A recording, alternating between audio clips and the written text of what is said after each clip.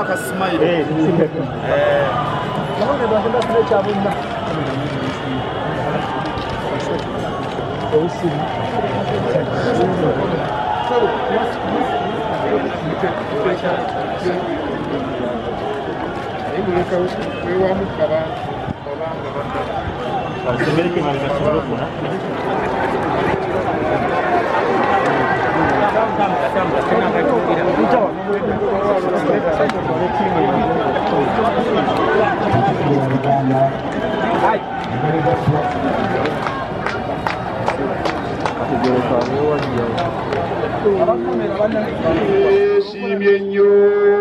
Twesimye nnyo olwa Buganda yaffe, ekitiibwa kya Buganda kyava ffe, ekitiibwa kya Buganda kyava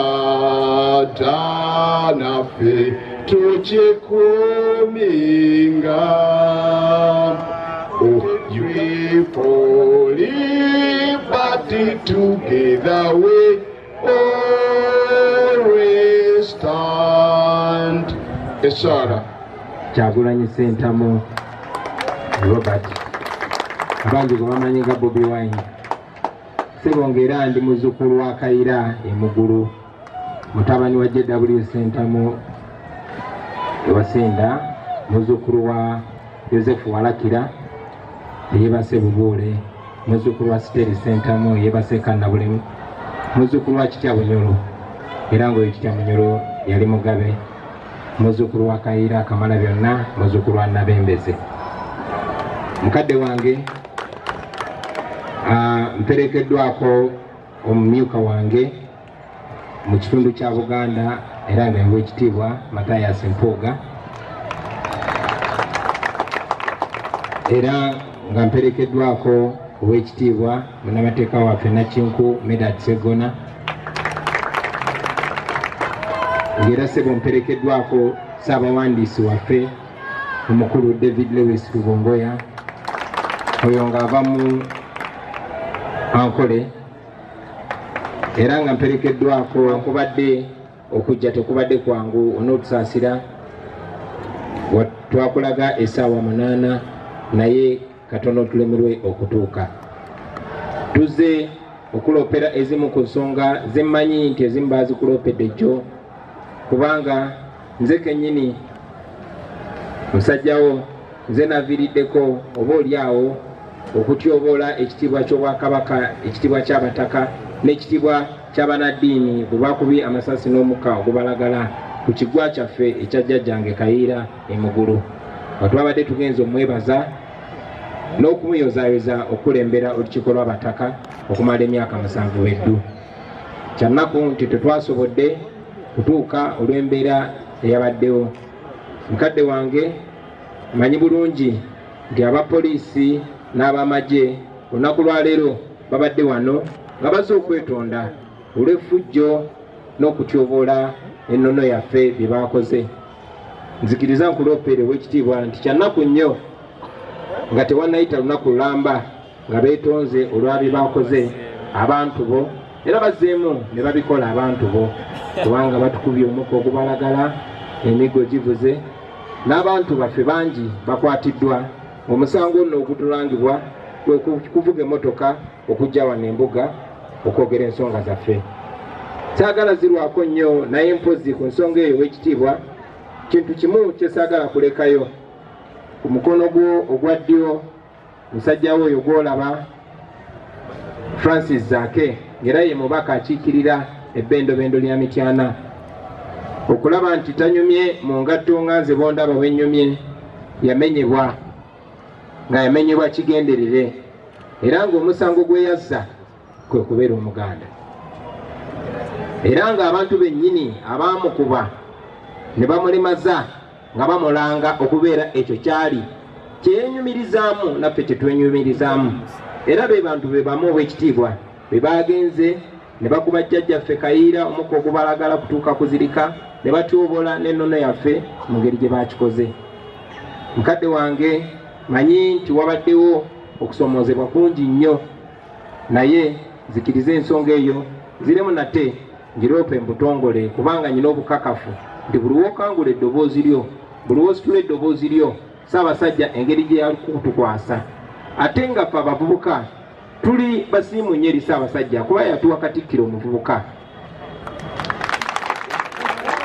era tumanyi nti eddoboozi lyaffe lituuka nnyo kale n'ow'ekitiibwa buli wositula eddoboozi lyo naddala ng'olisitudde ku nsonga ezinyiga abantu baffe naddala wano mu Buganda kiba kya muzinzi bive mu Ekereziya Katulika bive ne mu bakulembeze bonna abatutwala at least balabe ng'abantu abo bakoze ebikolobero ebifaanana bwe bityo bakubibwa ku nsolobotto.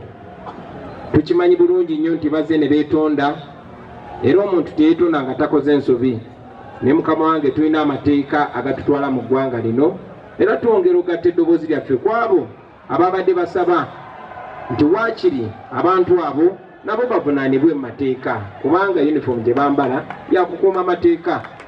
Mukadde wange tumanyi nti eddoboozi lyo bwe lyegatta ku maloboozi amangi ag'abaana ba Buganda n'abaana ba Uganda bonna tujja kufuna obwenkanya. Mu ngeri y'emu mukadde wange ensonga newankubadde tufunye omukisa ne tugikwanjulira nzikiriza ngikwanjulire mu lwatu nti nze Kyagulanyi Ssentamu muzzukulu wa Kayiira nzize embuga okuloopa olutabaalo. Mukadde wange nze ayimiridde maaso go ngenda kwesimbawo okulembera eggwanga lyattu lino Uganda. Tufunye obuwagizi okwetoloola Uganda yonna.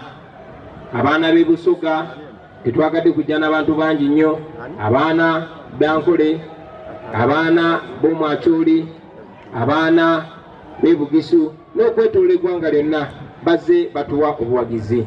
Naye kitukakatako naffe balaga nti ate gye tuva ewaffe Buganda mwatu ate batuwagira nnyo mu mbeera eyo. Mukadde wange nzikiriza mu butongole mpaabe olutabaalo mu nnono yaffe. Tumanyi nti emikisa tugijja mbuga era bwe kuba kwe kusiima ku bw'ekitiibwa nve wano ng'omukisa ogwo n'emikisa gy'abajjajjaffe nyenze nagyo. Waliwo ensonga enkulu ezibadde zibubya abaana ba Buganda omutwe okumala ebbanga lyonna, naye bwe ndi nti neetoolodde Uganda yonna ng'abaana b'e Busoga balina ensonga era navaayo nga mbasuubiza nti ensonga za Busoga bazikwase Kyagulanyi. Nengenda Mwankole netukkaanya nemba Mwankole ng'ebizibu by'Omwankole babikwasiza Kyagulanyi. Mu Arua, mu Mambuka, Mwakyoli ne Mulango ebizibu byabwe naddala abavubuka ne babikwasa Kyagulanyi. Mu Lwenzululu, mu Tolo n'ebitundu ebirala ebizibu byabwe ne babikwasa Kyagulanyi. Njagala okweyama maaso go ne mu maaso g'Obuganda nti n'ebizibu bya Buganda bwe ndi mwana wa wano siyinza sedibuusa maaso. Kale nno abaana ba Buganda bwe banneesiga ng'abaana ba Uganda bonna bwe banneesize bajja kuba tebatumye wabula bajja kuba beesitukidde. Mukadde wange nzikiriza mu mbeera y'emu ate njogereko n'abaana ba Uganda n'abaana ba Buganda ku nsonga ezimu mukadde wange ze twogeddeko. Ensonga bantuma okwebaza era okwebaza tukutuusizaayo wa Katikkiro olw'okusitukirangamu n'akangulanga eddoboozi lye buli we wabadde watabeerawo bwenkanya. Era bakwebaza Oweekitiibwa Katikkiro era baganda bange obubaka oba otubutuusize wa Katikkiro. Mpozi n'abo ababaddenga n'okwemulugunya bw'oba oli awo basuubira nti buli kaseera kubanga Oweekitiibwa Katikkiro eddoboozi lye balyesiga nti terikankana, ababaddenga beemulugunya njagala okutwala omukisa okubategeeza nti bannange abo bannaffe ababeera beemulugunya abamu ne batuuka n'okusiiwuka empisa ne bakozesa oba oli awo ebigambo ebitasaanidde. Njagala okubategeeza nti Buganda si ye mulabe wammwe, Oweekitiibwa Katikkiro si ye mulabe wammwe.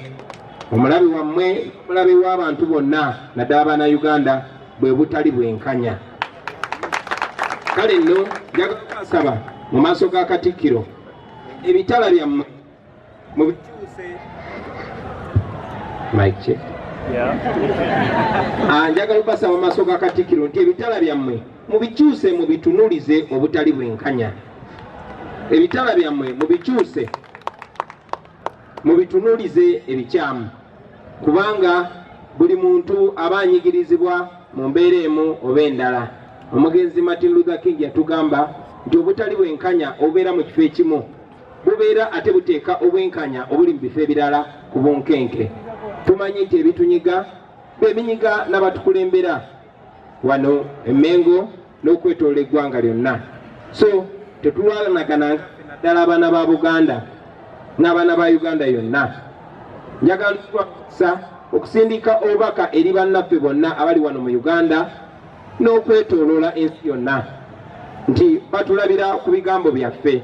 Singa amanyi gonna gonna tugakozesa nga tulwanyisa obutali bwenkanya okusinga okwerwanyisa n'okuvumagana ffekka, abantu bajja tuwa obwesige, abantu bajja tukkiririzaamu, ate n'oyo omulaba agezaako okutwawulayawula n'okutuusa oluwonko makati tujja kuba tumulinye ku nfeete. Oweekitiibwa nzikiriza nve waggulu nga nkwebaza okutukkiriza okukyala olwaleero, era nga nyongera okusaba Oweekitiibwa oleme kulekeraawo kusitulanga ddoboozi lyo naddala nga waliwo okunyigiriza eri abantu bo n'abantu ba Uganda. Webale nnyo ssebo, webalire ddala Ssaabasajja Kabaka. Mulimu abasinga ku balala, naye Emmengo abataano bw'eneerondobayo omu n'emuwandako eddusu. Bw'eneerondobayo omu n'emuwandako abalonzi bababuuze we bayimiridde ku nsemasonga ettaano. Twagala abeesimbyewo boogere mu lwatu engeri gye banaalwanirira ssemasonga ettaano. Kati awo abalonzi bajja kulondako omuntu awa Kabaka ekitiibwa, bajja kutegeera omuntu assa mu nnono n'obuwangwa ekitiibwa. Mbawadde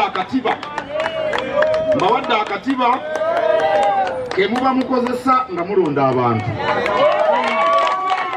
kubanga Kabaka talina baana na byana, mwenna muli baana be. Kyemuba mulaba nga mwenna mbaaniriza wano.